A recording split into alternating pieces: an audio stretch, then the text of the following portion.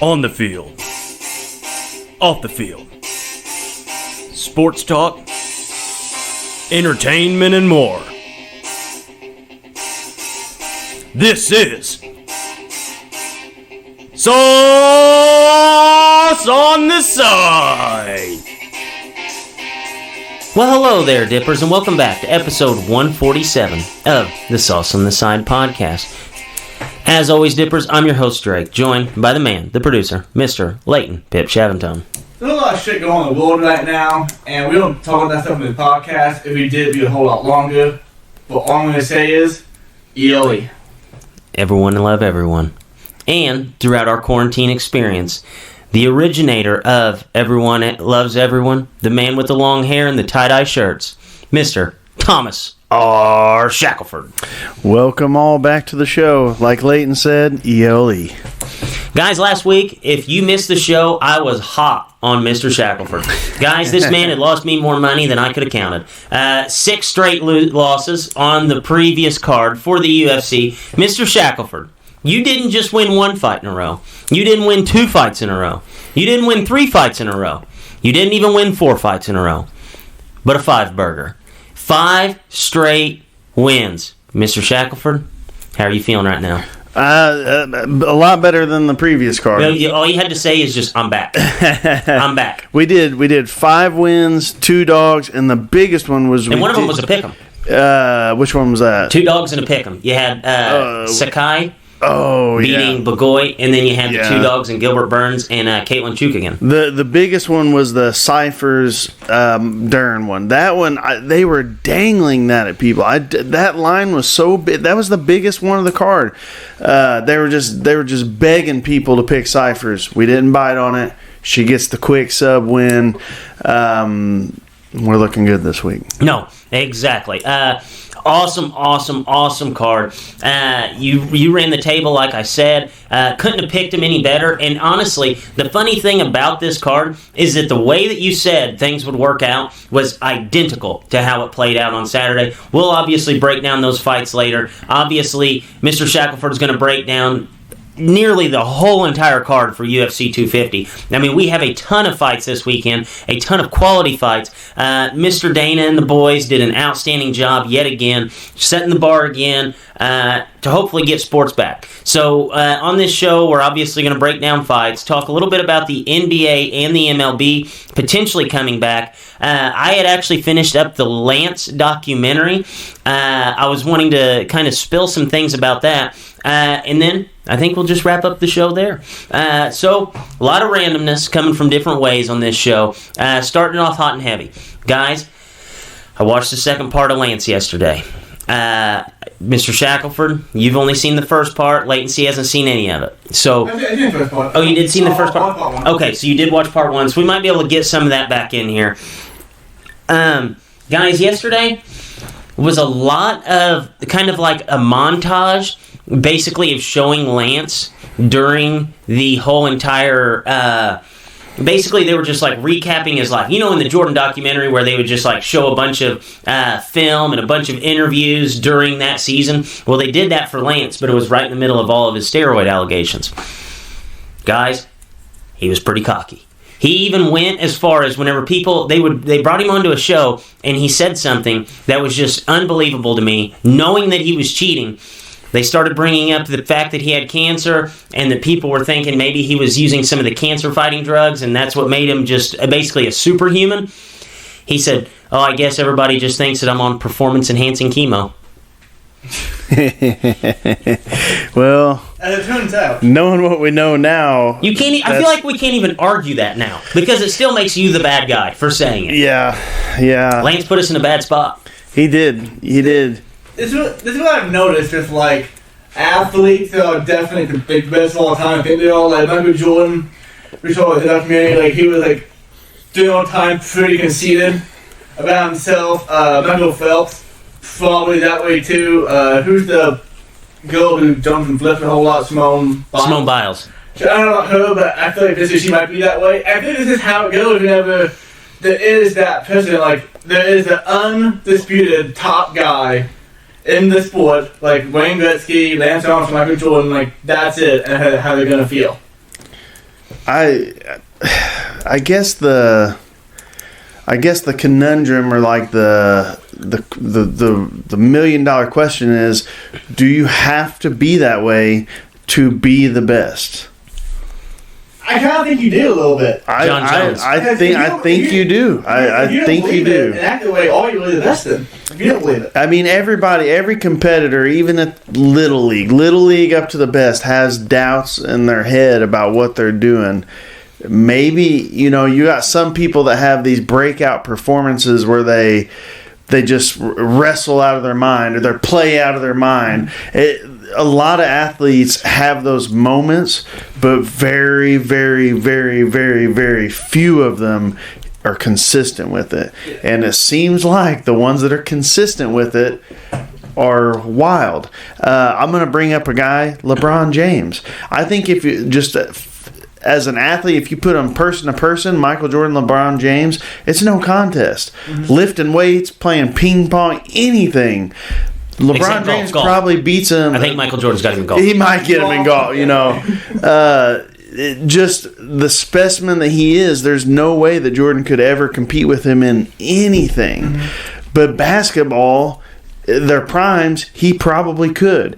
And I think Jordan would be a guy that maybe LeBron beat him the first game, the second game, but the longer they go, I bet you Jordan does better. Because I think he's got that mentality of just like, well, we saw it in the documentary. This guy will not beat me. Whereas LeBron, I think, is more of a level-headed human being. And by all accounts, one of the nicest dudes on the planet Earth. So...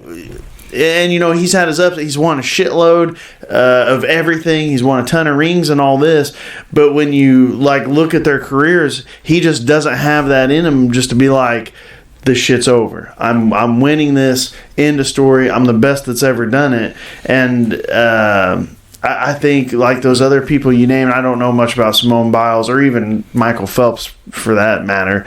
A lot of those top guys, Lance, Jordan, even Kobe. I mean, I know what people think of Kobe now, and they thought of him in the beginning of his career, but that middle part of his career, people hated Kobe.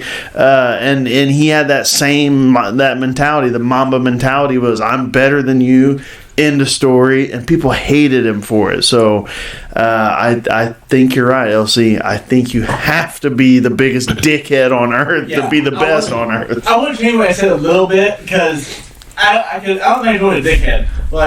I'm not one of those guys I feel like I went to and hey, Michael, I shook his hand, he'd be like, thank you, whatever, he'd be courteous to you.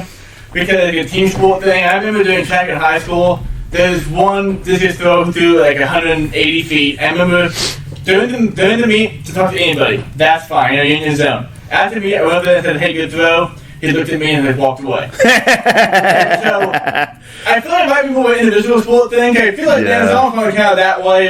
If someone compared, hey man, good race. Yeah, duh, good race. No, and you think about it. You think about how how dare you, peasant? that was basically how Lance Armstrong was in this whole thing. Yeah. And they you know how they have with Michael Jordan. They talk about all these grudges that they held. Well, it was the same way with Lance Armstrong, and they're like, "What about so and so? I don't like him. What about Floyd Landis? Floyd Landis is just a terrible person." Which Floyd Landis was actually mentioned and brought through this thing. They even have Floyd Landis. Does he talk on that? Yes, that's what I want to hear. Yes, and dude, Floyd Landis, he looks like a guy who is a pro cycler. Now he just looks. It's just so funny to see him now compared to what he used to. It's back in my day cycling. He looks like the definition of the back in my day guy. But Lance Armstrong would have these terrible grudges against people, and it was mainly because these people were coming out saying just true stuff. They had a woman on there that was talking. She was married to a former teammate of Lance that was out talking about how Lance was very arrogant about the fact that he was on PEDs. She knew for a fact that he was. He basically came out and called her horrible names back in the day, and roasted her basically for saying everything that was true. Was it Sheryl Crow? No, it was not. Okay. But they did hit on Sheryl Crow. I didn't realize that he dated Kate Hudson for a while. Oh, how dare him! Yeah, he's touching my lady. That she became irrelevant. Whenever she became relevant. Irrelevant. When did she become irrelevant? I don't know if she ever became irrelevant. Dude, I watched the movie with her this weekend, and my girlfriend was like, What happened to her? I was like, She became a parent. that happened to Adam. Yeah. Okay, she became a parent. I may have to kick your ass later, LC. But no, they hit on all the dating things, and they even talked to Lance's wife now. Well, Lance had this beef with this guy who basically came out and said, hey, that Ferrari guy, everybody that trains with him is on EPO, they're on this, they're on that, names everything in the book that they're all on, and Lance goes out and basically makes it known that he's going to shut this guy up. He rides behind this guy for like a large portion of a race because this guy was basically going to be, he was the guy that was going to compete with Lance. So Lance just rode his bike nonchalant behind him, slower than he normally does. And he even put his hand on the guy's back as they were riding along. And he was like talking to him, telling him to keep his mouth shut, that it's none of his business, and like followed him for miles and miles and miles, just talking trash to him, catching back up to him, putting his arm on his shoulder to let him know he was still there. And all the guy was doing was speaking the truth. And he had this huge grudge against this guy for basically outing him. For just telling him the truth. Telling the truth. I heard a thing this week. I didn't like fact check it or anything, but it was. I'm glad you brought this up because I had two things that I said last week that I've had a week to think about it. I might change my stance a little bit on here. One was the everybody was on it thing. I heard a thing this week that they had to go down to like the 18th place winner. One of those years that like they took the jackets away. They had to go to like the 18th place winner to find somebody that hadn't doped. So I think there's like 200 riders or 150 riders or something there's basically like 6 to 8 teams or whatever, each one like 10 team, whatever. So, I mean, that's down to the 18th rider. That's, there's a good chance maybe 3/4 of the field wasn't on stuff, or at least 50%. So maybe just the top 15 guys. Yeah. I mean, so maybe if there was 6 teams in the race with 10 guys apiece or whatever the numbers are, maybe 3 of those teams dudes were doping. Exactly. So that changes my perspective a little bit on that. The other one was, and this is directly at you two, so you guys said you felt conned by them, you had your bracelets, you felt dirty. You know how many of those bracelets they sold? Give me let me guess a number. I can't even guess a number. $1 a piece. Lance Armstrong, when they called him about it, he said that he's like, oh, that'll never work. Guess how many they sold? I was gonna say like 10 million, but I feel like that's low balling. It's at least 300 million, I think, because 300 million people in the country, everybody probably had one. No, I think it was 80 million. 80 million. 80 million. 80 million bracelets. That's way more than me, a little bit less than what LC was saying. So we split it. That's a lot. And they were $1 a piece. And they all got duped.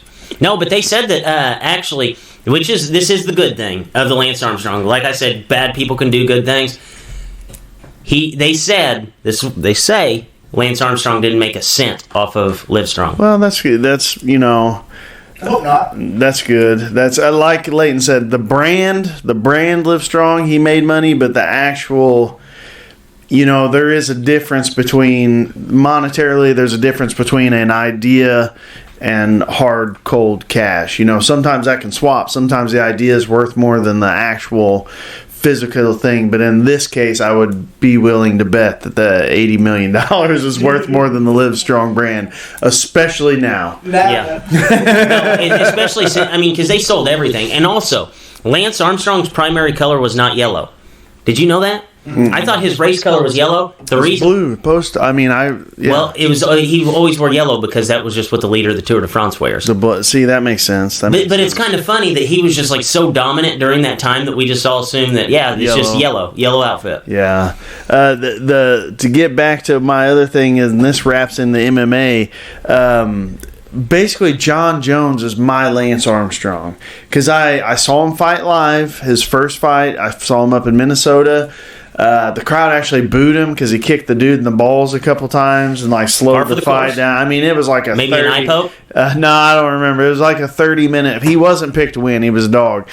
Then he fights Stephan Bonner, which Bonner, I think, was the last time John Jones was a betting dog, and he beat Bonner like a drum. That was the first fight. I was like, damn, this dude's pretty cool. And him on the mic, he wasn't real big like Jesus saves like guy yet, but like the way he was talking was like, you know, he was this young kid just learning, and like he living the samurai way, like basically just training, fighting. And then a couple fights later, the Shogun fight, you know, I don't know if you guys remember this. He stopped a mugging. A lady was getting like mugged, getting her purse stolen. Him and Greg Jackson were doing meditation in the park. They hear it. They chase the dude down. That was a setup job. Had to be. It reminds me of Mr. Deeds. It was a Mr. Deeds job there. So he had all the stuff, and then the fallout, and like that was my. So I understand. It gave me a week to look at it, but I started thinking about it, and John Jones has been in the news a ton this week. Some good, some bad. I've been thinking about it. It's like, you know what? Combine the maybe not everybody was on EPO after all. And I've been duped once by sports figures also. I would say I'm more looking at it just like you are. Good people can do bad things. Yes. Or bad people can do good things. Bad people can do good things. Occasionally. I'm more towards your guys' perspective. Floyd Landis also came out and said his piece. I kind of felt bad for Floyd Landis because what he's basically said, he said, okay, during this time, the team that I was on, everybody basically that was riding bikes from the United States was on EPO, was on growth hormone, was on testosterone, all this stuff. Well, he gets busted, and he said that he wasn't going to oust anybody. So he takes his suspension, basically goes on a bender. They said that he was basically like lost without cycling. Comes back, and he tries to get on all these teams. Did they take all his bicycles away? He can't just go buy him? They said that he was just like living in people's basements and just boozing it up. Oh, God. So Lance was, whenever you see Floyd, you'll kind of understand like the way he looks now. But he makes a comeback to cycling, and he's trying to get on all these teams. Well, nobody will take him. Because one, Lance said he wasn't going to ride with him, and then he finally tells him, he gives him an ultimatum. He said, listen, if you guys aren't going to take me because of doping, he said, I'm going to oust everybody. He said, because I just got caught doing what everybody else did. I fell on the sword. He said, I will continue to fall on the sword. I'll be the fall guy if you guys bring me back. They said no, so he ousted everybody. See, there's two sides to every story. Exactly. And whenever he was telling me that, like, I believed him. And even Lance is sitting on the other side. He's like, yeah, I told him I wasn't going to ride with Floyd. Lance is like, I debate nothing. This is facts. Which he really, I wish the one thing that they would have done in this documentary, how they would give Jordan the iPad and, like, basically, he got final cut of everything. Yeah. And I wish they would have had him watch that Floyd Landis basically say, I tried to tell him. I would be the fall guy. I tried to get back on the teams. They wouldn't let me. That's when I came out with my article. And he said that he wrote this thing out, and it was a long email that he wrote out. He said, I nailed everybody on this, and I told him exactly what everybody was on. He said, I sent that email. He said, I felt so good. He said, 6 hours later, I got back on there and just started just hammering more people. And he sent out another one. Oh, man. Old Floyd Landis. I guess I will finish it up this week. My opinion on him's already changed, so if this one's really as bad as what you're making it out to be, it could be a full swing. It could be a full swing. Welcome to the mass thing. But there is a part where a lady talks that makes you realize, like, hey, what Lance Armstrong did was good. Yeah. Because all of his cancer research, like, she's like living proof. It's just absolutely crazy. Assholes. Yes, exactly.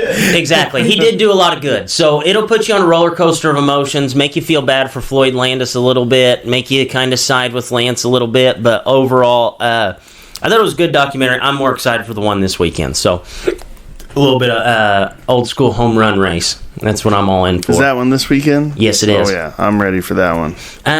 So a little bit here on the NBA. The NBA did give out a proposal this weekend. Basically said that they're going to start, is it the end of July? July 31st is their ideal start date. And it's going to be 20 to 24 teams. You got to get a poke in there, I guess. And that's all I know of it. It's going to be a playoff format, I guess, is the idea. Okay, so at first glance, 20 teams doesn't make sense. Because 20 is just, you're basically going to have the bottom 4 teams fighting it out for those last playoff spots. And you're going to have a lot of people coming in cold. 24, you're starting to make a little bit of sense now, and it kind of gives us rhyme and reason. Like, if you're the 5 seed, you should be able to beat the 12 seed in 2 straight games and just get it over with and move on with your life. But if you go straight into the 8 teams, then you're going to kind of penalize those teams that are on the outside looking in, that maybe had 15 games left in the season to make up for 2 that they were down in the rankings. So, first glance, yes, it gets the Pelicans in. Do I want to see the Pelicans in? Absolutely. Yeah. I think everybody and their brother does. So, 24 teams, 8, your 5 plays your 12, your 6 plays the 11. The top 4 teams, I think they're supposed to actually play like a round-robin style maybe to decide who gets what seed in this thing. I don't necessarily think that that's what they should do. I think they should do it like you get 3 games as a tune-up game. It will count for your record, so it will break ties if there is a tie, or if a team's 1 game behind and they sweep out and you can leapfrog teams. I think that's better, a better idea there. I don't think this is going to take a ton of time to really get rolling. What are your thoughts on the 12-team format for each division? Yeah, it's like you were saying. If you do the 16, 18 apiece, you'll leave some guys that could have fought back in. But if you do 20, really good place there with, do you just have the 4 teams play each other? Do you have the top team play the bottom team? I'm not sure what the option is. I think better one personally is just go each at 24. And then maybe do have a way where the team can get 2 games and not kind of kick out a tournament. Maybe have that happen and then have that be the seeding. Then maybe the bottom 4 teams get thrown out, how the math would work out. They get thrown out maybe. But, I don't know. Like I said, there's a lot of things to go about this that we don't know yet. Because who knows how many ideas they have on the table right now. Because, like I said, July 31st is the target start day. It is June 1st right now. So 2 whole months to figure this out. But, I mean, if NBA can do anything ever, even if it is just 16 teams, they have to do it. Because they want to do all of it at the ESPN Center in Orlando at Disney, with I think only 1 court. Not how many courts there are. Oh, surely there's more than 1 basketball court there, right? It's a facility, but how many can, I guess, hold the NBA game, I guess, with no fans? If they could get it done, and they could have games all day, every day, that's what you want. This is the greatest save in professional sports history if they are able to pull this off. Like, that's the money. Like, if they're able to have game starting 9 a.m., 1 hour to sanitize, boom, another game. And have that going on, more than 1 court, 2 or 3 courts at a time that day, finish the whole season in a month. Non-stop watching that, that'd be great. And I think that this is actually possible. And I think that if you want to finish out this regular season, and you're only going to bring back 24 teams, I'm going to break it down even further, 12 teams for each conference here. What you do to finish out the regular season, you take your top 4 seeds and you have them play round robin, and then that's a continuation on what your regular season record was. So you're not throwing out the regular season records. Top 4 teams, they play each other 1 round. Those are tune-up games. Those contribute to your regular season. Then you have 5 through 8. They do the same thing. Then you go down 9 through 12. So all these teams are playing in a 1 round. You play... If, say, my team's the 5 seed, I'm going to play the 6 seed, 7 seed, 8 seed. Those are my regular season games to finish out the season. Now we're going to take my regular season record, add it to my record that I just had in those 3 tune-up games, and then now we have our playoff seeding, 1 through 12 there. Then, that's whenever you go to, basically, your 1 through 4 seeds, they play each other again. That way they're not just sitting there on their hands being cold. You don't want your 4 seed to basically be taking a week off with only 3 tune-up games, where this other team that's a 5 seed, they had 6 tune-up games to play each other. You run back 1 through 4, all those people playing a round robin again, then you do a best of 5, so the first team to win 3 games, and... that's where you get your 5 versus 12, your 6 versus 11. That way, everybody, once we're down to 8 teams on each side, every team has had 6 games. That's more. I feel like that is enough to finally say we are as prepared as we possibly could be with the circumstances that is going on right now. Yeah, I mean that is that's a great idea, great way to do it. Can they get all that done in my time they want to do it? They could, because they have one they want to, I guess. Exactly. So it all comes down to, one, the money. What will make them lose the least amount of money at this point? Not making any money anymore. It's how can we preserve the integrity of the sport without sharing the money? But yesterday I heard several NBA owners and GMs don't care to start using it at all. They thought again, it doesn't matter because money is what it is. That's unbelievable to me. I just feel like you have to have a bow on the end of the season. And realistically, if you got those 6 games in for each team before you start that 18 playoff, that's going to kill. If you have 3 courts, what you could do, one court is designated. Basically, one day we're doing the Eastern Conference. We're going to do the 9 through 12 on this court. The next day in the other conference, we're going to do 9 through 12. So that's going to give us basically 2 straight weeks of just nonstop basketball all day, every day. You start these games at like noon and you run them all throughout the remainder of the evening. You seriously have a chance to have nonstop basketball for about 3 weeks without giving us any breathing room. Yeah. And I think that's what we need at this point. You're going to piss off Kawhi because you want to get a little management and he won't have 2 days off in a row ever again. But I think it'll be okay. I think it will be. We need this because by MLB next, MLB has to do something because I don't think they're going to. No, the MLB is absolutely in a terrible spot.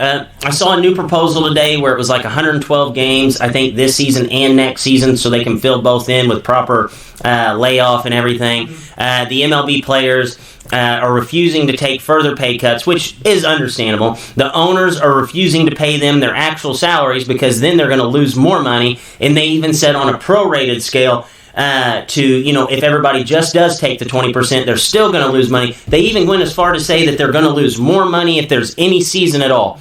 So do you think that there's going to be an MLB season, period? No, you're not. I don't either. I have several takes why. Take number 1. MLB owners came to this knowing we're going to have a season. They knew it before they said the first thing over there. There's no way they thought they were going to get the players to take, some players take 70% pay cut, take 50% of the games. Yes. That is mathematically making no sense at all. It makes no sense at all. And I remember Mookie Betts got traded a bunch of stuff to the Dodgers, who wasn't going to sign for free agency because he said it was his duty as a player to get the most money he could possibly get to make the market for other players better. So if anybody had that mindset, then nobody the top player is going to say, no, I'm not going to go out there and play for 10% less than what I had to fight for this offseason. I'm going to go out there and play for $35 million. Then you have the young guys who are making that much who get cut 30% and go, hey, screw it, let's play. I get service time. I got up a year earlier. Let's get it rolling. So we have that clash. And then on the owner side, you have the clash. They sent back the offer of 112 games, 2 seasons in a row, and the players can willingly opt out for no penalties. That's not going to work, obviously, because if the owner's going to pay you at all, they're waiting for the entire season. Yes. And both sides already have no trust at all because the initial offer, like we talked about last week, was 50-50 revenue split. You get half, we get half. When the players didn't trust the owners, open their books up and give them that amount of money. So we knew that, so that wasn't going to work. So due to all the distrust and all this stuff, it's not going to work. I don't think it all for the players. I don't think it all for the owners. When you're a player, you just play the game. Don't bitch at me because you're going to make $8 million less, maybe $20 million still. When you're an owner, you're running a business. And when you run a business, you got to pay people. And sometimes in business, you have bad months. Well, you know what, MLB is a bad year. You signed a contract with a guy, it's not their fault that COVID happened. You got to pay them the money you signed them to. Yes. I don't know. I'm not really on either person's side on this. I lean towards the players just because I do know what the MLB owners want to pay them.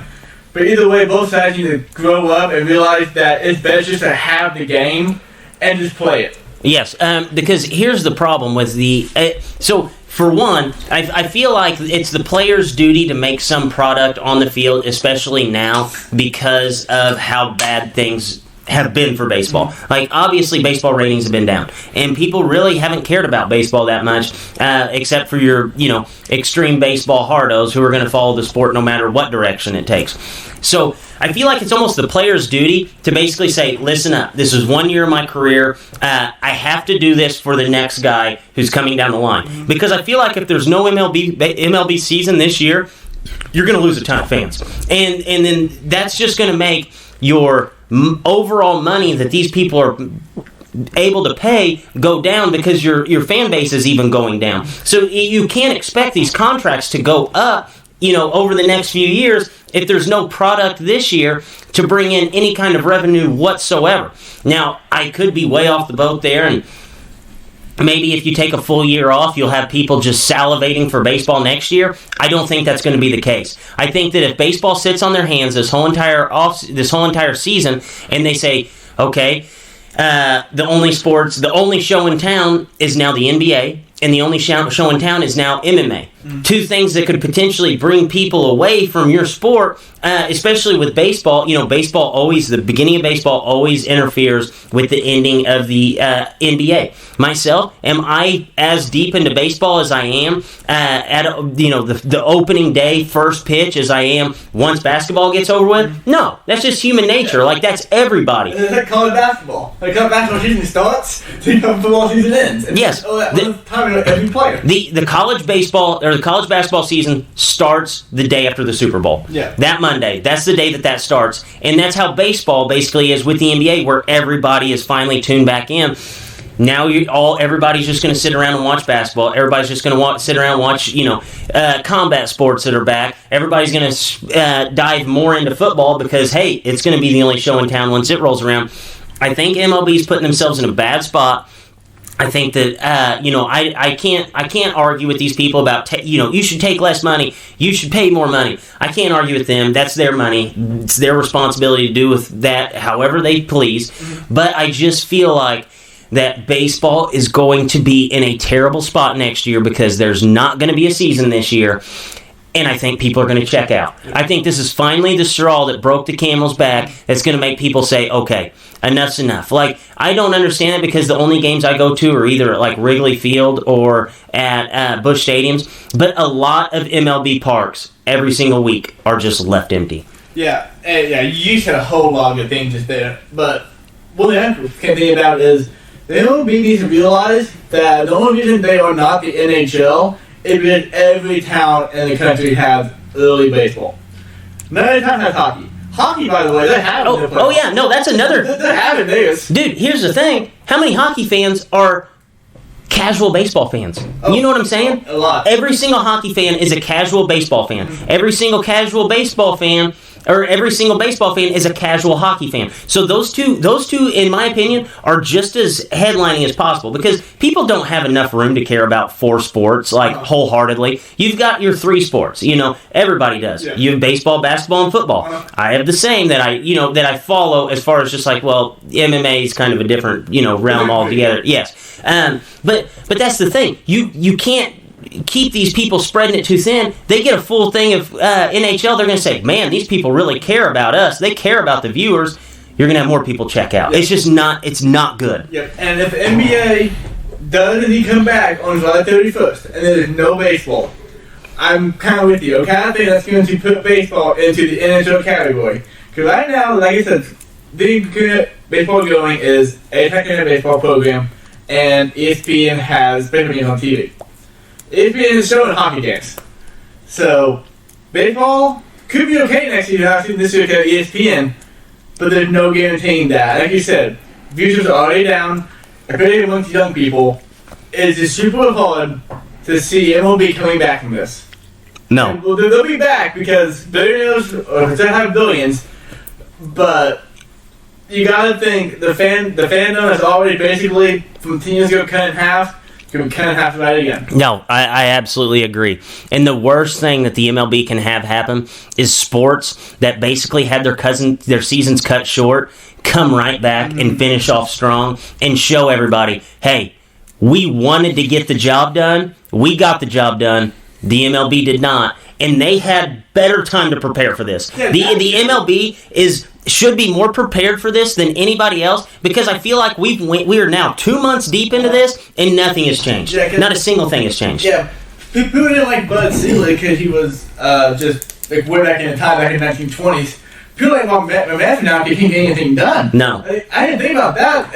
I remember the NBA. Goodell gets stuff done better than this guy. I remember the NBA came to the season that night. We got it, and then like an hour later, boom, on my phone, season suspended. Mark Cuban, holy shit, we gotta figure this out now. MLB, still playing free training games. 1 week later, cancel all of those. Here we are now. 3 months after that, no type of plan even. And I've heard interviews with MLB owners. I've heard interviews with NHL commissioner. I've heard interviews with NFL commissioners, NFL GMs, or not commissioners, NFL owners, NFL GMs. The only sport that I have not heard a peep out of is anybody that's related to getting baseball back. They are not hitting this topic head on, which until you finally do, nothing's going to get done. I don't think the owners are kind of like NBA. Some teams don't care if they play because the team's out and they can't really win at all. I think it'll be the same kind of thing. Like the league already is losing, like not losing money, but profits are going down. They see that now, and they see, hey, we can't get all the money out of these games. Let's just not have it this year. Hey, one good thing, if the NBA does come back with 12 teams, the Knicks are back in the playoffs. Patrick Ewing needs it. Patrick Ewing needs it more than anybody. As an outside, super most casual guy of all time, I got an idea for the baseball. Let's hear it. What's the biggest problem with baseball? Their games are too long. Slow. What's the second biggest problem? It used to be steroids. There's 680 of them. No, it wasn't steroids. I'm going to argue next week Steroids that were helped great. them. Yeah. There's 6,180 games a season. They're all 5 hours long. What if, just for this season, we scratch the World Series? We say this isn't the World Series, but they do a tournament, like a 2-3 month long tournament, double elimination, whatever, you know. So every team's in it, and we just cone it down. Just write up a bracket, almost like March Madness. You do it 2 months long, like March Madness is. Bam. You got games, you got viewers, you got sponsors. Maybe you don't have fans. People still get paid. Bam, right there. I just came up with a fucking plan. Hey, here we go. We can even take it a step further. You ready for this? We'll take it a step further. You pay the people the 20%, okay? Just like they're wanting to. If you shorten it that way, what you could do is you could do your big tournament style, and you can do it double elimination, but you have to lose 2 series. 2 series. So every team is guaranteed. Maybe I said yes. So you go down. Yeah. So you come all the way around. So your World Series could potentially be you have to beat us in 2 7-game series. Oh my Yeah, gosh. that'd be pretty cool. If they did Like That you would be drop down insane. to a loser bracket, Mhm. and then the loser bracket gets an option of coming back in.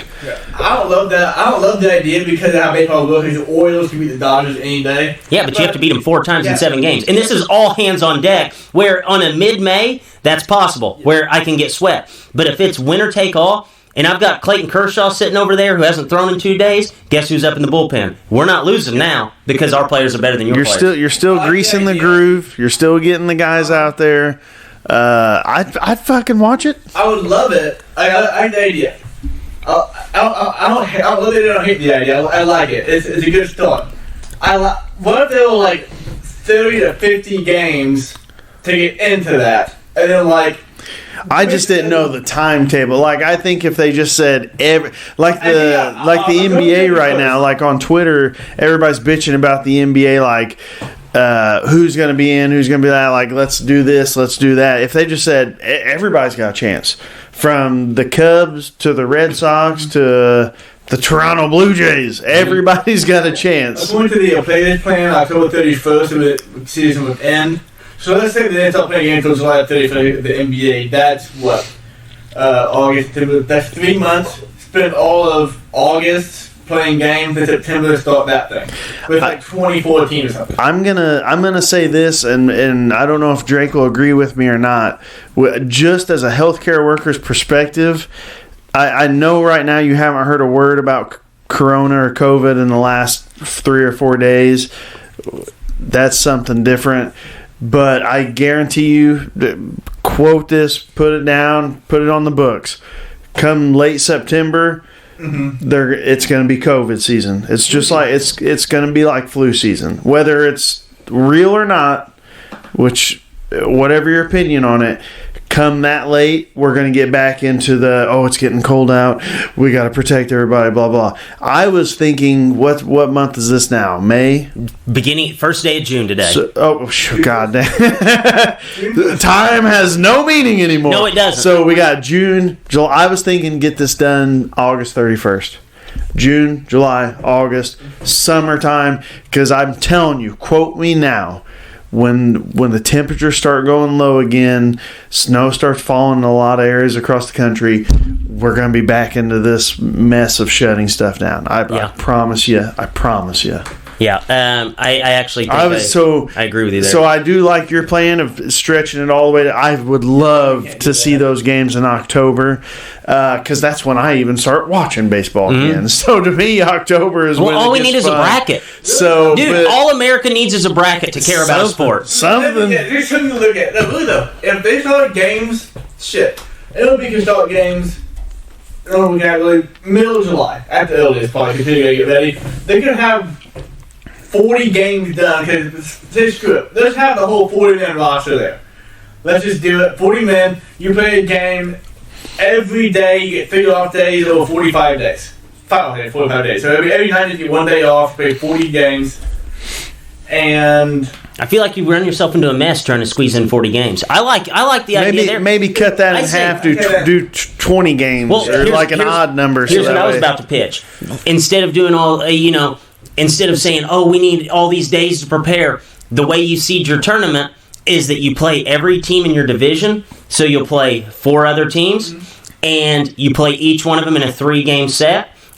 You might have to squeeze in a doubleheader here. You might, or you just play, it'll be just 12 straight days of baseball, or you could even stretch it out to 2 weeks. That way they get a couple off days. You play every team in your division in a 3-game set.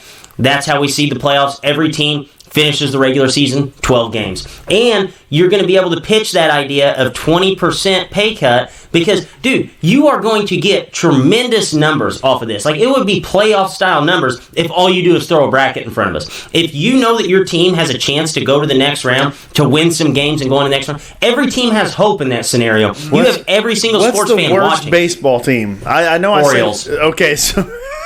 Did you both just say that at the exact same time? It's a wheel. So in Baltimore right now, if your Orioles you ain't been good since Cal Ripken's, rookie season.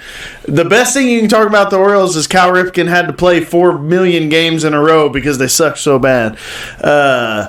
If you knew your team was in the running for don't even call it the World Series, call it the 2020 the COVID Bowl. Summer bracket or what. If you had the chance to win the championship of the season, how many fans would be watching that? True. Another thing, they'd remember they had another sports team besides the Ravens all of a sudden. No, exactly. Yeah, another thing we haven't talked about yet that no other sport can give us, or opposing won't give us. What's one thing different can do that no other sport can do? Baseball? Yep. Bore you to death? 2 games in 1 day. Oh, true. That's actually true. Yes. So the next idea, one of you guys said the 12-team thing, Chris was Drake, to do that twice, 24 games. In these circumstances, good enough for me. It's good enough. You put them in there. It's all in a month, and you get it out of the way. And then you do, and then in the postseason, it's all 5-game series. And what you could do, there would be like a division winner, I guess, quote unquote. So, and if you do play the 24 games, each division is going to have a winner. You could give them a first-round bye, finagle the playoff to where you could kind of factor it down. I think you'd have 24 teams, which 6. I think that would actually work. No, it wouldn't. The math wouldn't work out. Maybe even 2 teams get, like, first-round buys for 2 rounds or something like that. Like, whoever has the best record. Because one of those teams would go, like, 20-4 over that case. Like, somebody would just happen to get hot. I absolutely love that idea. Just give us a super, super short sprint of a baseball season, and guess what? Viewership instead of going down this year, is going to go up, knowing that you have fewer games that you have to catch your players on. There's no reason for an 82 games regular season right now. It's absolutely impossible to pull it off at this point, because now they're going to say, well, we need our spring training. Like baseball, like dude, I feel like the NBA, whenever they're ready to go, they're just going to say, turn the switch, we're back on there. Everybody's firing on all cylinders. Everybody's playing at a high level. Why do you need the tune-up games? Why? Why do we need a spring training? Why do we need to drag this up any longer than it is? Your spring training, guess what? That's going to fall on you. It's not the MLB's job to get you ready. You show up to work day one, and if you're a Cub, you're going to be playing a 3-game set against the Brewers. It's on you to get ready. It's not the team's responsibility. Why do you need a spring training? Yeah, Jake, I don't know what you did before this podcast, but you're full of good points today. I watch probably 100 games a year. At least 100. 102 at least. Honestly. But if they only played 32, I guarantee they won all of those. Yeah. Every single one of them. I would have missed one. Every single one of them. And baseball's the ultimate warm-up guy. Like you go to the park, play b-ball. You go to a 10K. There's a guy warming up. You go to the gym. He's getting 30 minutes of stretching before he puts in his 4 hours worth of lift. Baseball's the ultimate warm-up guy. Mm-hmm. Well, D-Saw, think about him. Baseball guy. Yeah, anytime you do any athletic event on him, you're tired because you've already played 6 games. He just got warmed up. Yeah, he's ready to go now. It's actually a running joke of how much he has to warm up. He'll outlast us all. Yeah, I'm telling you, that is baseball. It should not be your team's responsibility to have you come in week 1 ready to go. I've never understood that. Yeah, they're good, man. They can figure it out. We're lucky that people go from the NFL to the UFC or like sports like that, because if there was a baseball guy, good luck getting him to sign a short-term, like a fight on short notice, because that's just not going to happen. Yeah. Cowboy Cerrone didn't grow up playing baseball. We need you to pitch. What? We got this one team. We need a left-handed pitcher who can throw some off-speed stuff. We need you 2 weeks from now. I don't know if I'm ready. I won't be ready. $200 bajillion.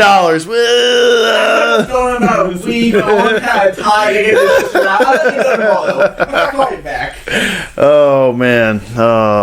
Gotta love it. How about all those players that, like, as soon as this even became an inkling, they were just like, yep, getting surgery. Those guys are fully healed. Those guys will be ready. Tommy John's kicked in. Let me get it. Before we go on to Thomas's specialty, Thomas, not knowing anything about CBA, type of agreement for baseball, and how that stuff looks, I'm going to tell you that this makes any sense at all. This season, so the thing in MLB called luxury tax. There is a salary cap, but it's luxury tax. And if you pay too much money, you got to pay fines and lose shit because you have 20 Mike Trouts out there. Yeah. It's kind of limited that from happening. This season, the owners are going to pay their players. They're getting their money. However, this season will not count. And if you're under the tax so long ago, you get benefits. They're going to pay all the guys. However, this season will not count to you being benefited or being hurt by a tax at all. Does that make any sense to you? Basically, they're not having a season. They're not having to pay for what they've spent in the past. No, this makes no sense. Thank you. I could wrap my thoughts up on that of what you said earlier, or one of you guys said. I'm pretty sure. There's really no reason for him to have a season this year. Yeah, exactly. That would be the argument against the bracket or whatever they can come up with. It seems like they're incentivized not to have a season. Oh, they are 100% incentivized not to have a season. That's why we're not going to have a season. Yeah, baseball's dead, boys. I'm telling you, it's going to take some serious life support. It's going to take Mark McGwire and Sammy Sosa being signed back to the Cards and Cubs, juice to the gills, hitting another 99 home. What was the record? Was it like 52, 51 they were hitting? 62? 62, and then McGwire hit 70. 70. And then Bonds hit 73. Bonsborough. Okay, so we're looking for 99 home runs whenever they come back. No, I'm ready. We're looking for somebody to be as big as Lex Luger, 1980s wrestling there for you.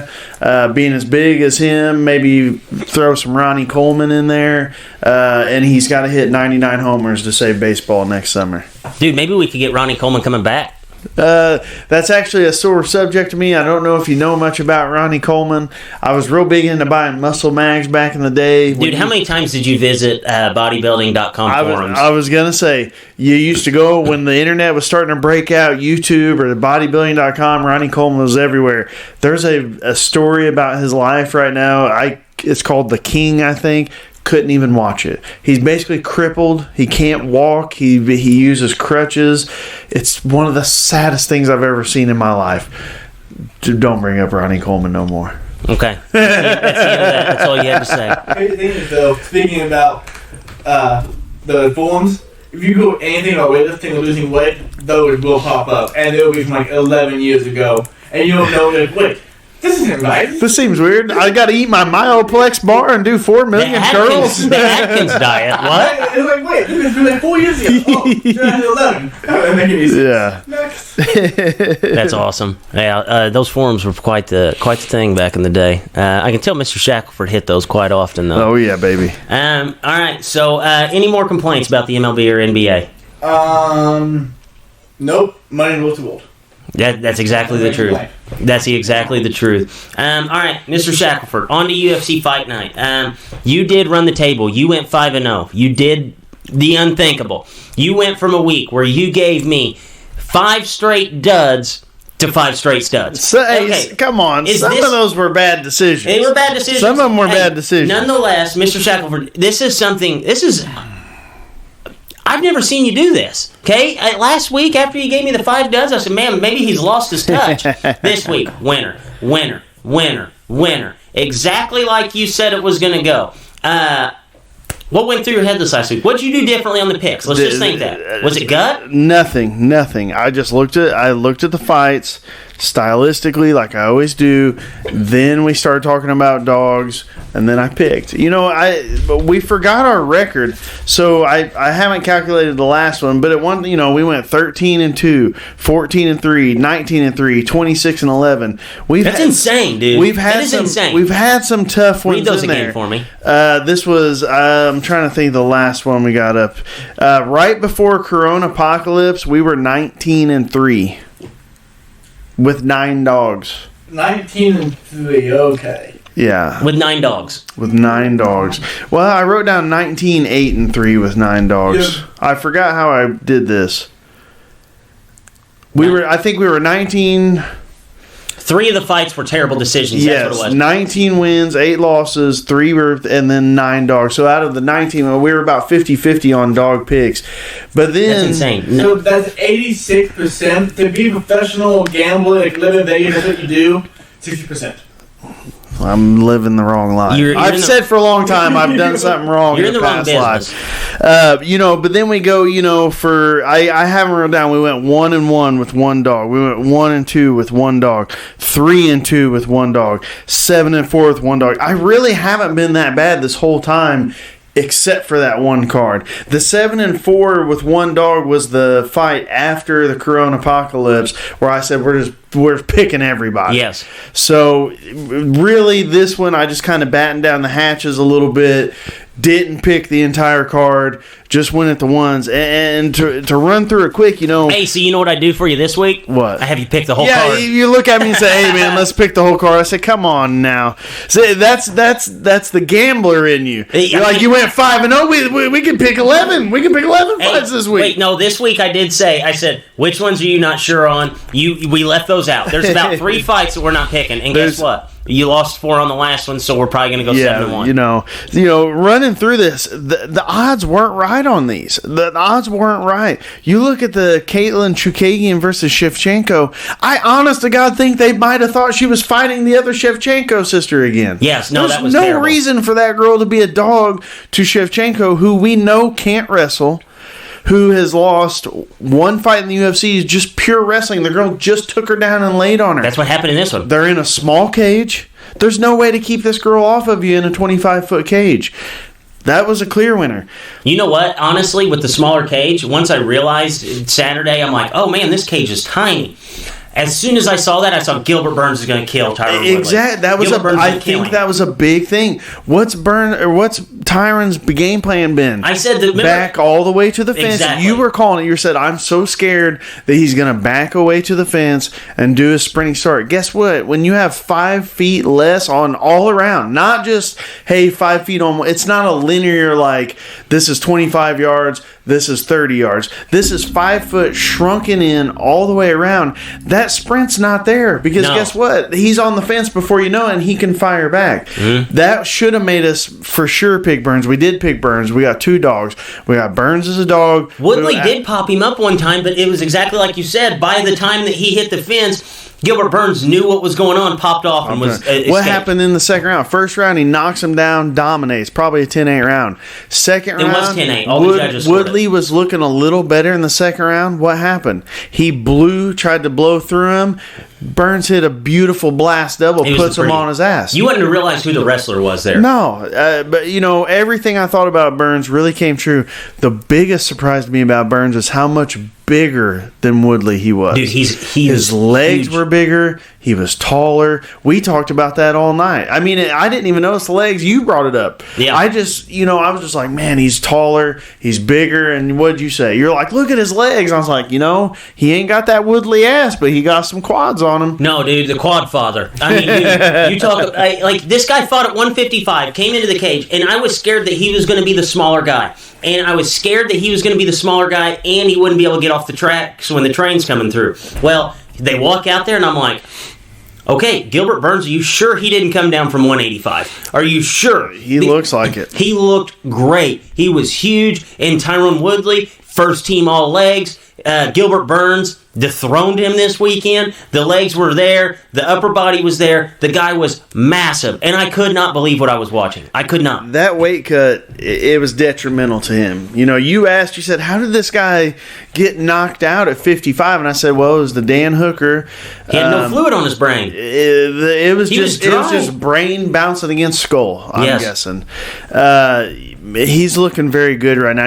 The only thing that bums me out is, and I don't dog on Dana a lot. I understand he's a businessman, and a lot of times he just seems like a guy that he's just there for his business, and he knows his business better than me. But when they cut to him, I watched the post show, they cut to him and they're like, what'd you think of how good Gilbert Burns? He didn't really praise Burns at all. He said he put it on more of Woodley not showing up than Burns doing very, very well.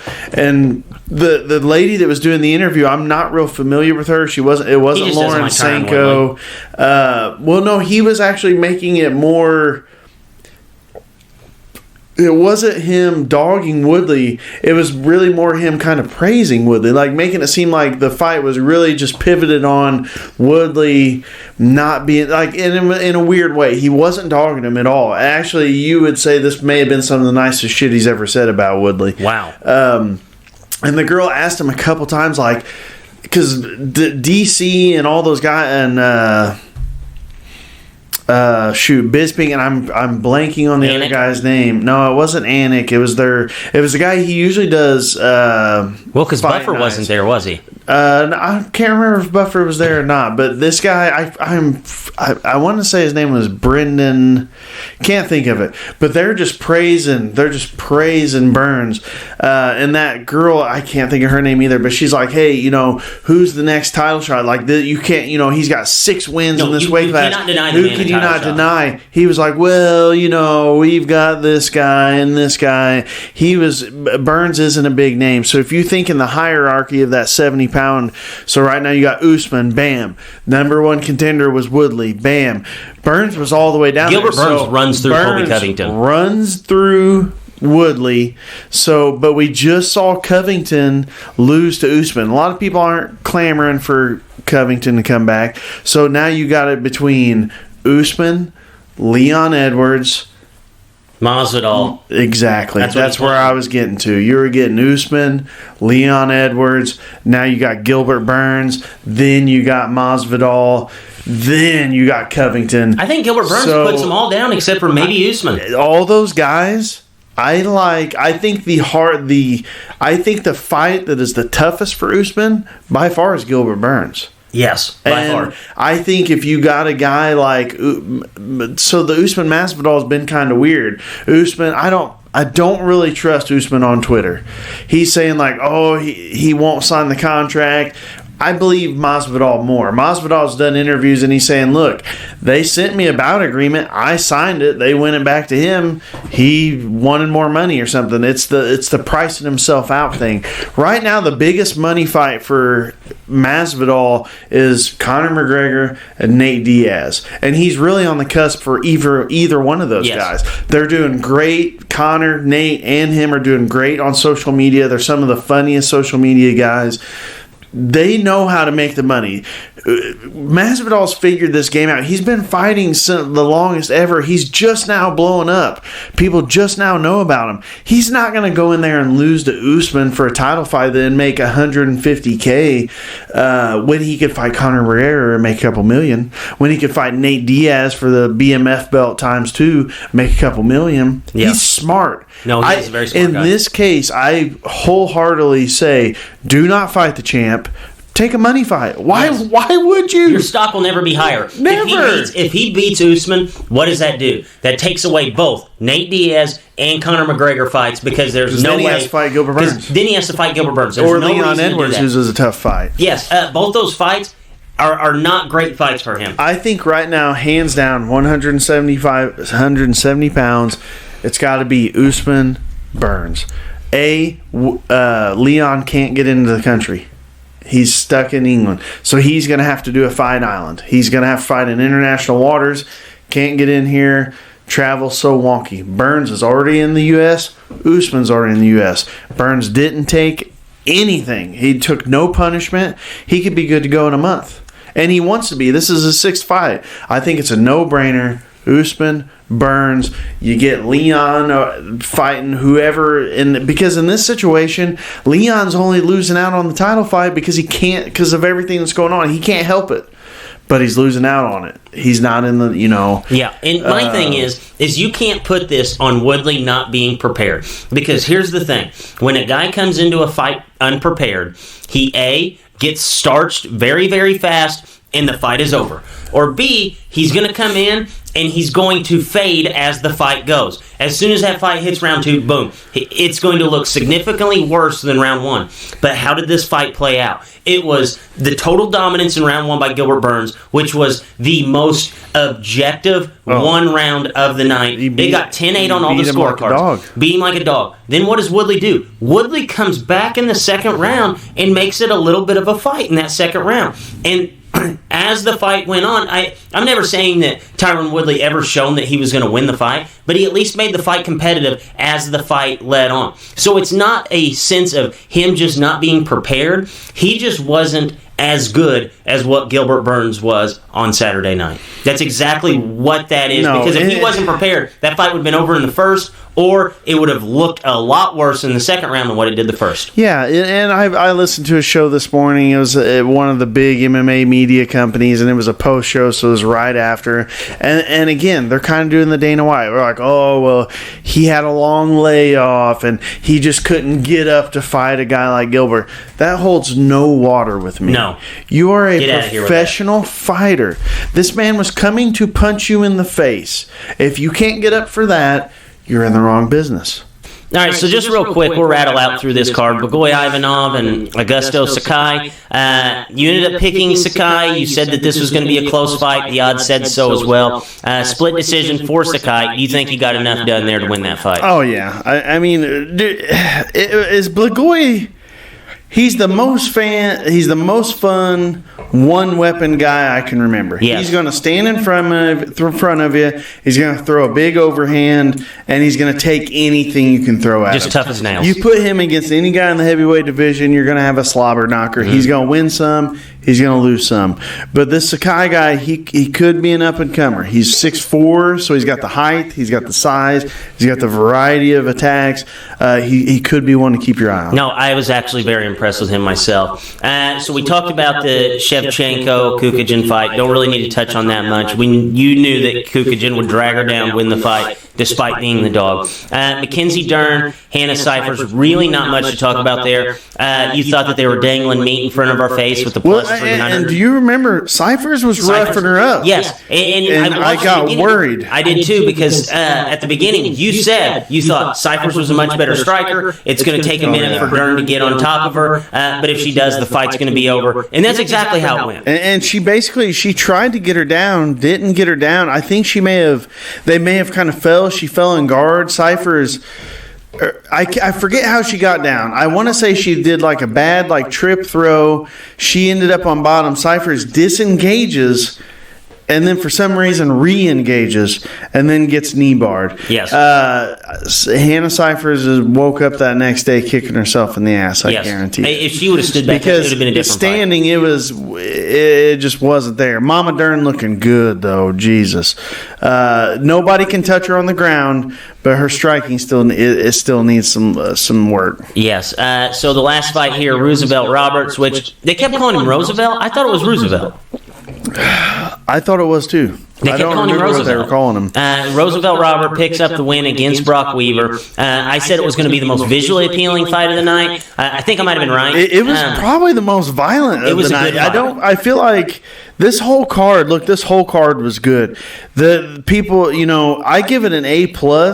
There was only 2 fights go to decision, I think. That was, or 3, and one of them was insane. But you had Sakai Ivanov and then the Rodriguez Green. They were good fights, but they went to decision. Everyone else got finished, I think. Yes, Woodley and Burns as well. Woodley and Burns. But Woodley and Burns, good fight. And Quarantillo and Spike Carlisle, good fight. Very good fights. But Roosevelt Roberts Weaver, I think, was the most violent. I mean, They were hard hitting. There were some nasty chokes, some nasty scrambles. I still think Roosevelt's a guy to watch. I still think he's a guy to watch. He lost to Vince Peichel, but dude from hell can give it to anybody. I think it's actually Pichel. Vince from Pichel, Pichel. From Hell Pichel. We got some fights coming up this week. That salty. Never count out a salty dog. No, never count out a salty dog. Hey, you've ran off the records, man. They're absolutely insane. 9 dog winners. That's half of the wins that you've had since we've been doing this. Half of your winners have been dogs, so never count them out. Never count them out, baby. All right, so UFC 250, we have this Saturday. Card is absolutely loaded to the gourd.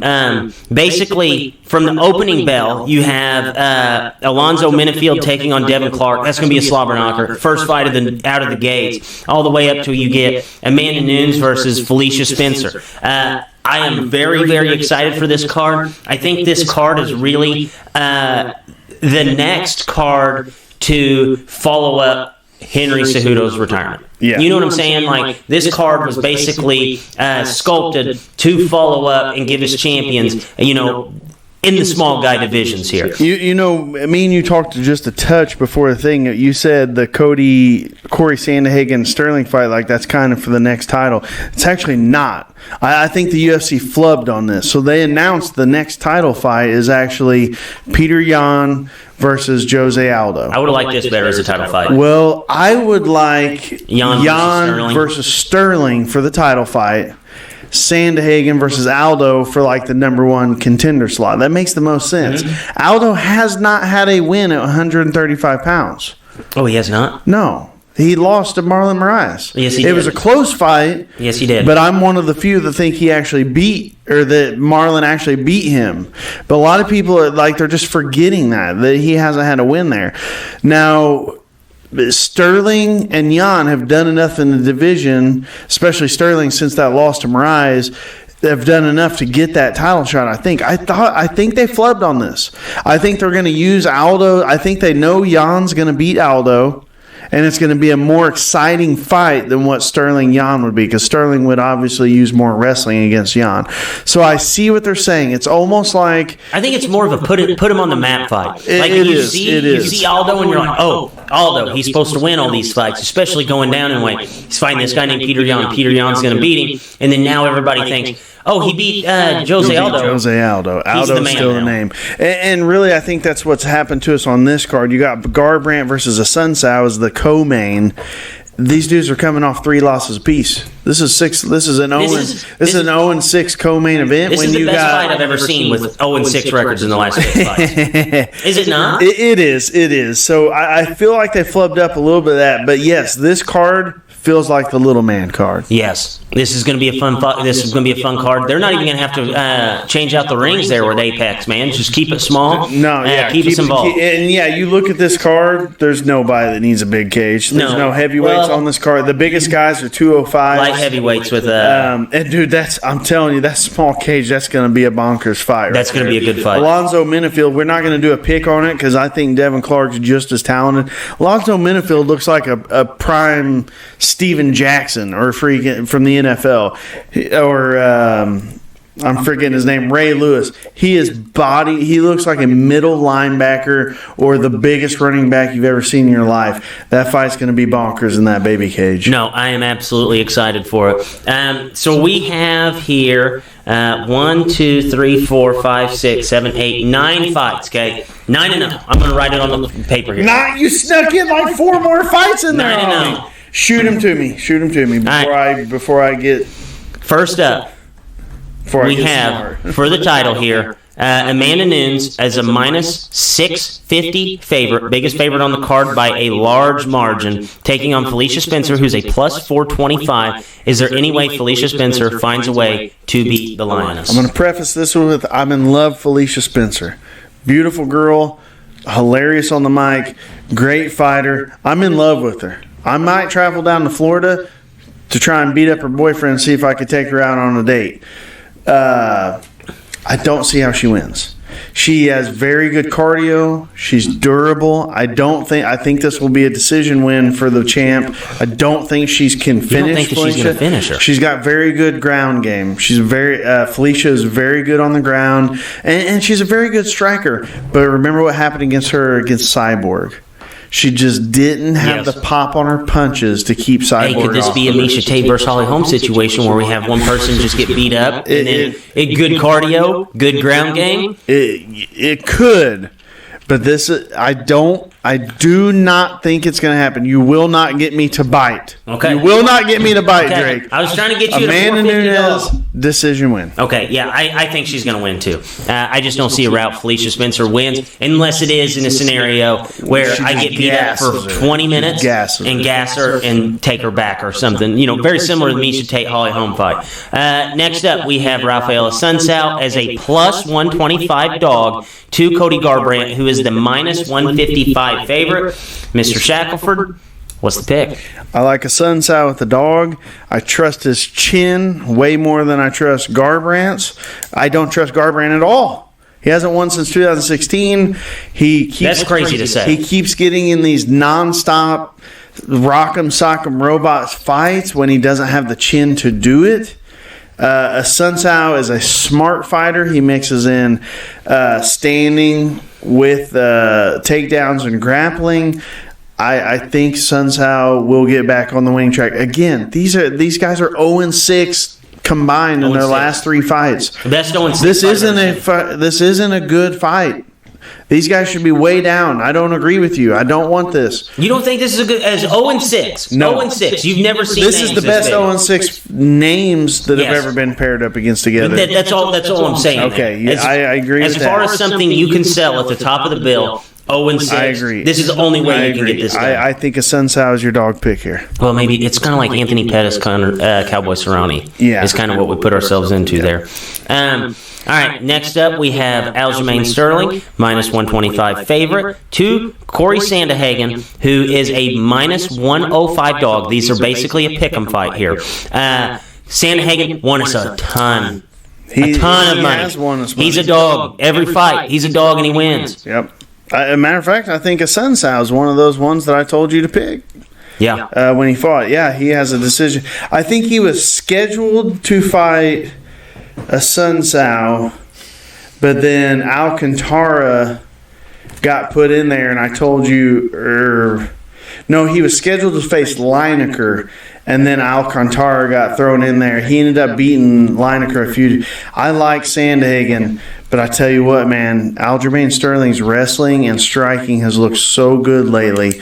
I think Aljamain, or Aljo, as Matt Serra calls him, which in the corner you'll be hearing, "Good job, Aljo! Good job, Aljo!" I think Aljo wins. That was not a bad. That was not a bad New York accent. No, that was not bad. I was kind of thinking more Jersey there. Jersey, but maybe I got my Jersey mixed in with my New York. No, that was good. That was good. I actually like that pick there. That's going to be a fun fight, though. I think that's my fight of the night. Yeah, I agree. Next up, we have Neil Magny as a minus 155 favorite to Anthony Rocco Martin, who is a plus 125 dog. I like this fight. I am not sold on Martin. He's had a lot of hype. They put him against Damian Maia. He's got a lot of height. I think he's a Tiger Schulman guy. Did he get beat by Damian Maia? He did. Damian Maia beat him. Here's the problem here. I'm not sold on Martin, but Martin's a BJJ black belt. He is 17-5. Let me see if I was right about Tiger Schulman. No, he's American Top Team guy. I was wrong on there. He seems to beat guys. He lost to OAM, beat Nakamura, which I'm not real, but he beat Ryan Flair with a KO. He beat Jake Matthews with a sub. Sergio Moraes lost to Damian Maia, and then he had another decision win. I'm just not sold on this guy. For my money, I think Magny's the safer bet. The biggest problem here is Magny has had trouble with guys just straight taking him down and tapping him out, a la Damian Maia, RDA. But I think Magny will be able to. I don't think Martin is as good on the ground as those guys. I know he's not. So I think Magny's going to stay upright long enough, piece it up, decision win Magny. I feel comfortable with that. Yeah, no, I actually do too. I did not realize that Magny didn't have a fight in 2019. He's fought in 2020. PEDs. He got popped for something. I forget what it was, but he got popped for something. It was a tainted supplement, I think. Yeah. Okay, next up we have probably the most interesting guy on the card in Sean O'Malley, one of my favorite guys probably on this card, period. I feel like Sean O'Malley could be confused as the cousin of a guy we're going to talk about in a minute, but he is taking on Eddie Wineland. Sean O'Malley is a minus 450 favorite to Eddie Wineland, who's a plus 130 or plus 325 dog. I think this is actually going to be a better fight than what the odds say, just like as fun-wise. Oh, yeah. Who do you like in this one? Listen, I'm going to give you two different bets on this one. If you're a straight-up bet guy, go Wineland. If you're a straight-up bet guy, go Wineland. And here's why. Eddie Wineland was a WEC champ. Eddie Wineland. I've watched him fight twice in person. You've seen him live, right? Twice, yeah. He sat right behind me and watched the remainder of the fights, like probably 4 rows back. Did he? The last time I went. He's an old school dude. He's a big. He almost Chuck Liddell-ish, really. Yeah. I mean, sprawl and brawl style. He's cut from that cloth. He's fought for the UFC title. He's fought everybody in that division. He's had wins and losses, but I'm telling you, we don't know enough about Sugar Sean. Sean's fought guys that laid down once they got hit. You know who isn't going to lay down when he gets hit? An old salty dog. Dude, you said it earlier. Don't count out the old salty dog. Out. If you're betting a parlay, if you're betting a whole card, go O'Malley. I like O'Malley here. I think he can mix it up, move around, get the decision win here. But if I was a guy that had $50 and could pick one fight on this card to bet, it would be Wineland. Because I could easily see Wineland standing there in the pocket, just standing there taking some frou-frou, mix them up stuff, and landing a bomb. I said earlier, I think fight of the night's going to be Sandhagen Sterling. I think the next in line is going to be that one. I think Eddie Wineland's going to win the fight, though. You do? I do. I really do. I like him, and I won't argue with that if you bet him even in the card. But I would still do it the way. If you're straight up one fight, one dog, I would go Wineland. But if you're doing it as a whole, I would take O'Malley. Because O'Malley, the only fights he lost, he's lost fights before. I know his record is he's undefeated, but he's lost fights before as an amateur. And Eddie Wineland has fought everybody. And it's one of those things where I think in a fight like this where you have this huge, this up and comer who's the best fighter Sean O'Malley's beat? The last guy fought. And that guy's a kind of fork in the road fighter in the UFC right now. Yes. So I will still say Sean O'Malley is an unproven prospect. No, I absolutely agree. He's got the hype behind him. He's got personality. He's got fighting skill. I love to follow him online. He's hilarious. But right now, he's still an unproven prospect. He's Sandhagen going in against John Lineker. No, I agree. Sandhagen pieced up Lineker. He proved that he was what he was. This is O'Malley's fight to prove. I agree. If Sean O'Malley goes out there and makes it, if he doesn't sweat and he wins this fight, then it's like, okay, this guy, he's clear cut going to be fighting for a title here soon rather than later. But this Eddie Wineland fight, I think it's going to be a closer fight than what the odds makers say. I really do. Now I'll be wrong, and he'll get starched in about a minute and a half. Next up, we have Alex Caceres versus Chase Hooper. Caceres is a plus 125 dog. Hooper's minus 155. Could potentially be Sean O'Malley's cousin. Hasn't been proven yet. This one right here, this is tough. What do we know about Caceres? He's tough as nails. Fun fights. Very well rounded. Remember what he did to Sergio Pettis? Stop that hype train. Yeah.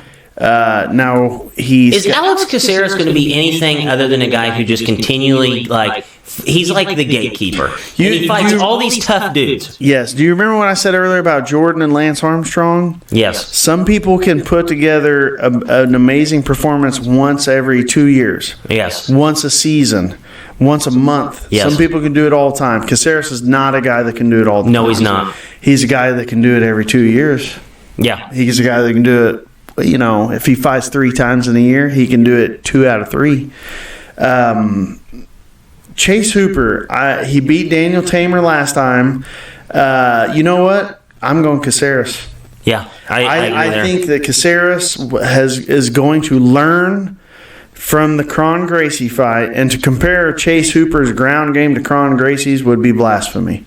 I will not do it. I thought Caceres looked good early in that fight. I don't even think it went. I think maybe one punch was thrown, takedown, sub. Okay. Like it was super I thought he hit him a couple times. It says here only 14 strikes that he threw. So to think Chase Hooper is going to outstrike Caceres is unbelievable. To think Caceres isn't the type of guy that's going to learn from something. Again, Chase Hooper, good guy, great personality. Love watching him fight. He's a little scraggly shit. He just drags people down and wears them out or chokes them out. Man, I just got this feeling that dog pick. I can't stay away from that. You're addicted to dogs. That's exactly where we're at right now. Next up, we have Ian Heinisch, who is a minus 130 dog. These are some guys that may have some trouble in the small cage. Taking on Gerald Mershart, who is even odds, minus 100, plus 100, however you want to look at it. This fight's almost a pick 'em. Who do you like here? God, this is tough. This Ian Heinisch has lost us some money. He's lost you some money. Mm-hmm. He comes out, he beats Antonio Carlos Jr. He lost you money there. I told you to pick him against Brunson next time. He lost you money there. Amari Akhmedov. You've never picked one of his fights right, I don't think. I don't think I have. This is a very tough one. Gerald Mercer, Mir Shirt, I think is how you say it. He's basically the same way. He's 31-12. These guys, he beats Deron Wynn last time, but he lost to Eric Anders. Beat Trevin Giles, lost to Kevin Holland. I feel like he loses to the better fighters, or he loses to the worst fighters. And he beats the better ones. Kevin Holland's big mouth. We talked about him. He actually got hurt before this last fight, so he didn't get to fight. He had a funny tweet today about John Jones. I'll bring it up here in a little bit. This fight's a pick'em. It's a pick'em. I'm not sure who to go with. This may be one. Kind of look at the scale, see which one does one look softer than the other. I am going to go with I want to go Mershart on here. I think he's on a bit more of a roll with that Deron Wynn. I think that's a fight. good win. And I think he looked good in there. His stand-up looked a little better. Everything looked a little better. I was big on Ian Heinisch. I was very big on Ian Heinisch. I've cooled a little bit. I'm going to go Mershert on here. But again, guys, this is a pick 'em. Okay. Next up, we have Cody Stammen, who is a minus 285 favorite to Brian Keller, who is a plus 225 dog. Who do you like? God, this is so tough. I love Brian Boom Keller. He's the best musician in MMA. Dude, if you guys don't follow this guy on Twitter, you're missing out. He'll post rap. He can rap. He'll post. He did post a song not long ago playing on a ukulele. Okay, I like it. Singing about how he was going to whoop Sean O'Malley's ass. Hilarious. The guy's a great follow. Cody Stammen, though, I'm not real familiar with him. He does have a win over Alejandro Perez. Perez, I think, he beat Shorty at one point. He's got a loss to Aljamain. He had a tie with Song Yadong in his last fight. We know how tough Sadong is. My heart's with Kelleher on this one. My heart's with Kelleher. He's 21-10. He just beat Hunter Azur. He just beat Ode Osborne. He lost to Montel Jackson. Lost to KO to Lineker. Man, I want to pick. I want to pick Boom so bad. I want to pick Boom Kelleher so bad. But I feel like Stammen. This might be a fight where Stammen gets the W here. Yeah, I do agree there. Actually, I'm gonna have to follow him. God, I don't want to pick against Keller though. He's got lightning in his hands. You think he wins? He's a very good submission guy. The biggest problem is he's a little bit of a rock'em sock'em. He loves that. You a lot of times when I'm picking these, I'm gonna go with the more technical guy that can formulate a game plan over that. Especially whenever the game plan has to work in a empty arena where your coaches are yelling. Exactly. You know. I'm sorry, Boom out there. I love you, baby, but I'm going to go Stammen on. Okay, last fight that we're going to have you pick, we have Alex Perez opening as a minus 145 favorite to Jussier Formega, who is a plus 115 dog. Mr. Shackleford, what's the pick? You know, I lied. Alex Perez is the one that beat Shorty, not Alejandro Perez. God dang, there's too many of these guys with the same names in here. Dude, Perez is tough. Coming off winning over Jordan Espinoza, Mark De La Rosa. TKO lost to Benavidez, though. This dude likes to stand in the middle, throw huge punches. What do we know about Jussier? What did he do to our boy in St. Louis when we watched him? Gave some big late on him. Exactly. If you just stand there in front of this guy and try and throw bombs, he can take you down. And he's okay with a boring fight. Yes, and I know he's coming off of 2 losses. One against Brandon Moreno, that was a good fight. One against Justin Benavidez, where he got TKO'd also. But before that, beat Davison, beat Pettis, beat Ben to win, beat Yuta Sakai. He had a loss to Ray Borg before that. I'm going to pick the dog again here. I'm going Jussier. I think it's a boring fight. Most boring fight you've ever seen, but I think Jussier gets one. Okay, 9-0. Mr. Shackleford promised it. 9-0, 3 dogs, I think. He said to send you the bet slips if they lose. He's responsible. He's taking all responsibility for all lost bets here. So bet big, bet often, bet a lot. 9-0 weekend, UFC 250 here.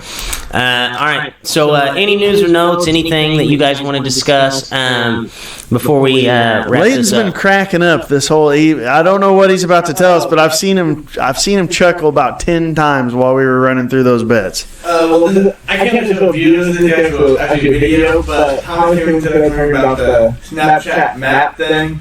Oh, snap maps, baby. Yeah, I did that in the feature. You see, like, your phone's down, like, the hot zone of people that. I didn't know that if you click somewhere, you see a video. Yeah. Hey, click somewhere. I got people that get shit, you guys. In a second. Guys, if you ain't in on snap maps, I crack up. I work about 45 minutes away from where we live here. I snap map all the way from there to here. All those little towns, baby, they are hysterical. They are hysterical. Yeah, I don't know the past 20 minutes, half hour to click on. Oh, it's hysterical, man. I can't wait to see it. I do. Before we hang up, I do have one thing on John Jones. He's been in the news a lot lately. Oh yeah. Conor versus